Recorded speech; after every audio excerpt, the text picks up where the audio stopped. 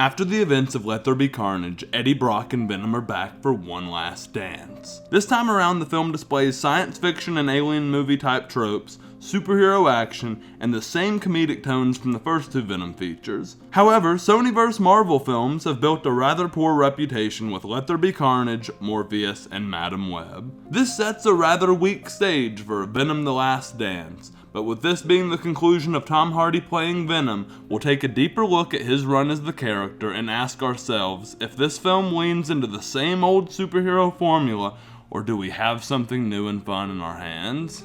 Hello and welcome to Studio Cinema Saturday, the show where we review films old and new, the ones you don't like and the ones you do. I'm your host, Kael, and today we are taking a look at Venom: The Last Dance. The cast follows Eddie Brock as Tom Hardy or Venom, Juno Temple as Dr. Teddy Payne, Rhys Ifans as Martin Moon, Alana Ubach as Nova Moon, Andy Serkis as Noel, and this film is directed by Marcel and serves as her directorial debut, an awesome opportunity for her as she wrote on the first two films. But if you've watched Studio Cinema Saturday before, you know we're going to start out with some of those spoiler-free thoughts, and I'm going to start out with my general thoughts about the movie. For background, I was someone who really liked the first film when it came out.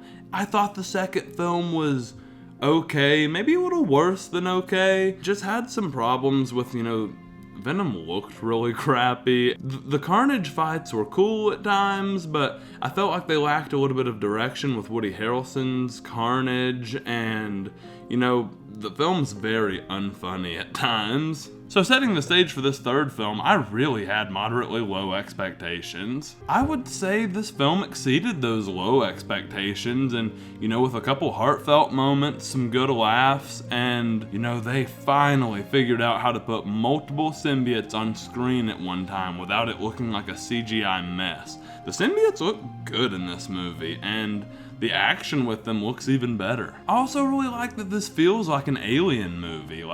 It almost reminded me of Paul that came out when I was a kid. This comedic movie that kind of takes place out in the desert, following these people that meet an alien. The Moon family and the whole Area 51 plot just kind of gave me that vibe. Spoiler warning. If you go past this threshold and you haven't seen the film and then you end up getting mad about it, Venom will eat you tonight. We'll start with where this film picks up, and I could care less about Venom's connection to the MCU. Just when this movie started and we were in that bar where the connection, where he ends up in the MCU and leaves a piece of Venom, I was just like, can we get out of here as quick as possible, please, and let this movie start? And I know it has the connection with Noel and kind of just the multiversal aspects of the symbiotes, but man, I think they're just beating a dead horse there. Why does everything have to be the multiverse now? But then it picks up, following the events of the second film. Eddie's on the run.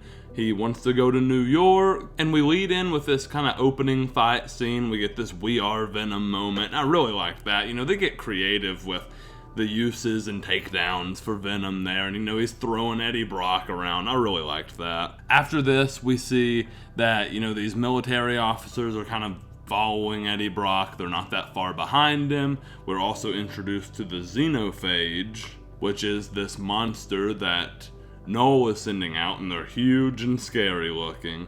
But we're kind of cut into the more military science-y aspect of the film with Dr. Teddy Payne, and you see that they're studying Mulligan, who didn't die in the second film and who he has a new symbiote. This symbiote is super cool. I couldn't find it connected too closely to one of the symbiotes for a comic book, and I actually read in one spot that they created this symbiote for the film. Not sure if that's true or not. If you know, comment for sure. Let everybody else know. I loved that it was snake-like and almost even had a hiss about it, and the way it moved was so majestic.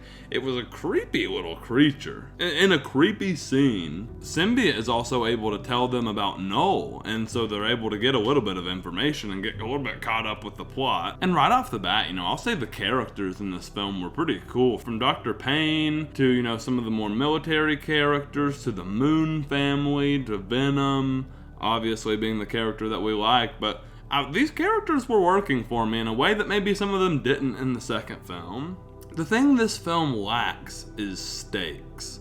We don't have many. The only stakes that are really given to us is the idea that Venom or Eddie will have to die in order to stop Noel from hunting down this token that they have. But since we already know this is the last Venom movie, you kind of figure something's gonna happen to either Eddie or Venom or both in the end. Stopping Noel and, saving the world is kind of the highest stakes we get, but even then, in this superhero trilogy format, it's common for the third film to, save the city or save the world or save the universe. And you just kind of know they're gonna pull it off. I compared this to like the stakes of the first film though, which gave the film its heart, because, you have Eddie losing his entire personal life and work life and his, past lover.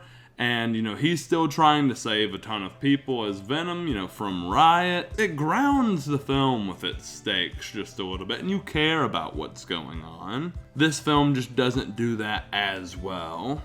The first film brought me in emotionally, while this film brings me in emotionally at times, but really gets you with just entertainment value.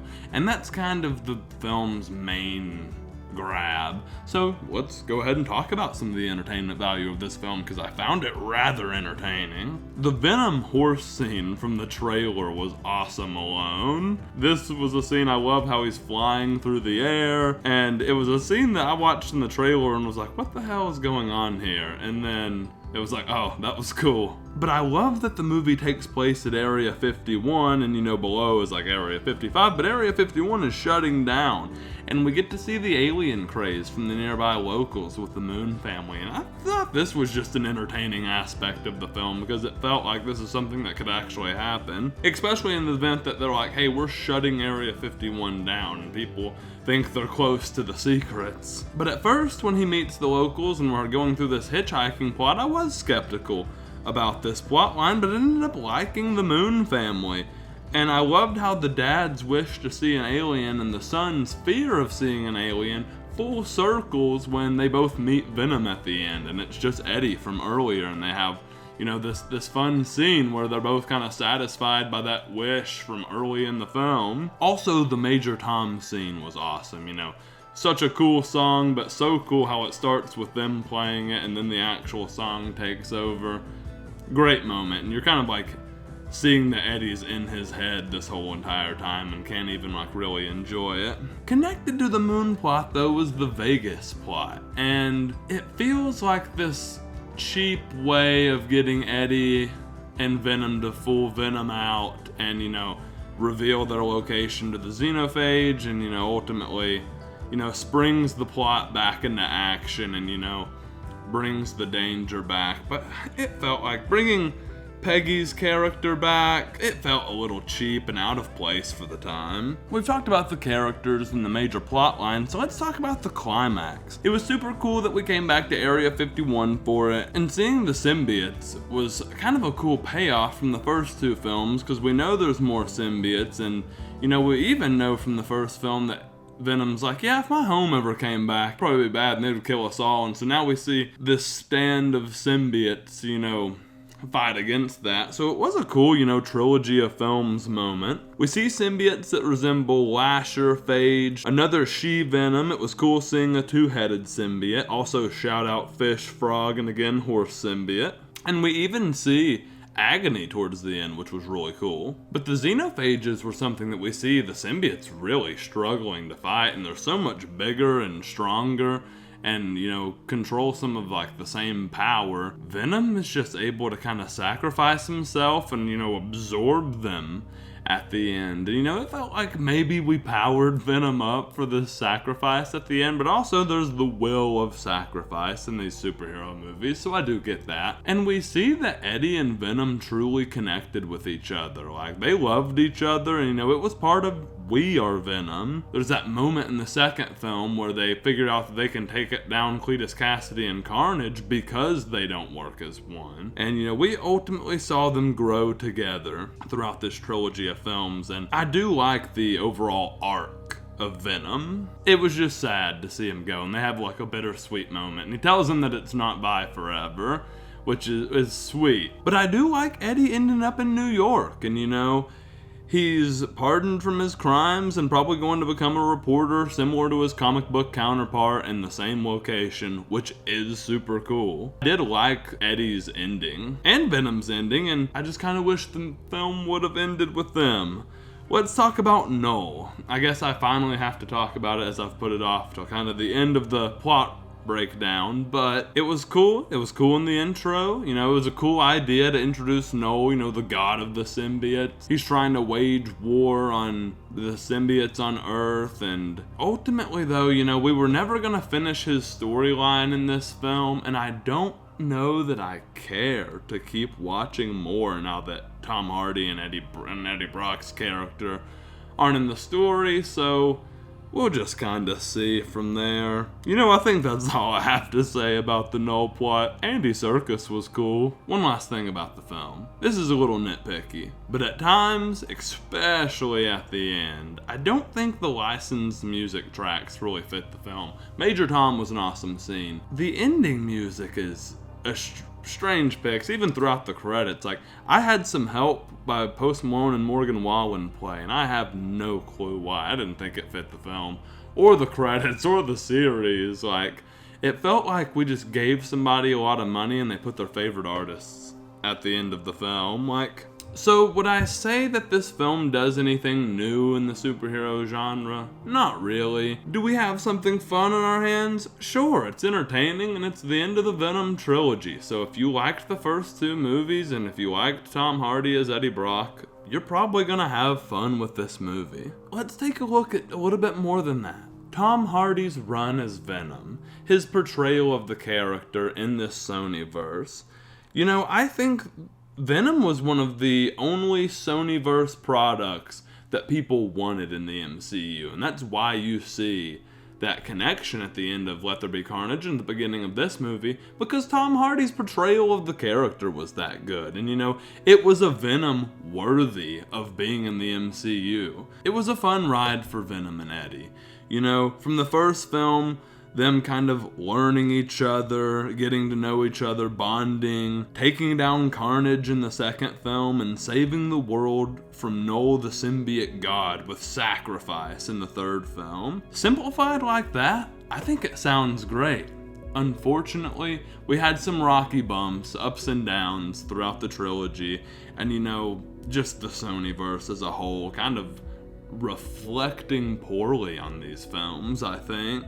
But the portrayal of the character of Eddie Brock in Venom, arguably the best we've seen on screen. It's gonna be compared with Topher Grace's Spider-Man 3, but I'll take Tom Hardy. I liked this portrayal of the character, and that first one hooked me in so much that I've watched the second and third one in theaters, and I didn't regret seeing the third one in theaters the other day. So I'll take that as a win. I loved the relationship between Eddie and Venom the whole time, and I thought Tom Hardy mastered it, and it was hilarious most of the time. I wouldn't mind Tom Hardy coming back, making cameos as Venom, playing the character again, popping up in the MCU or Secret Wars or whatever they're gonna do with it, but, you know, I'll miss Tom Hardy as Venom, and I'll miss this version of Venom because he was so likable.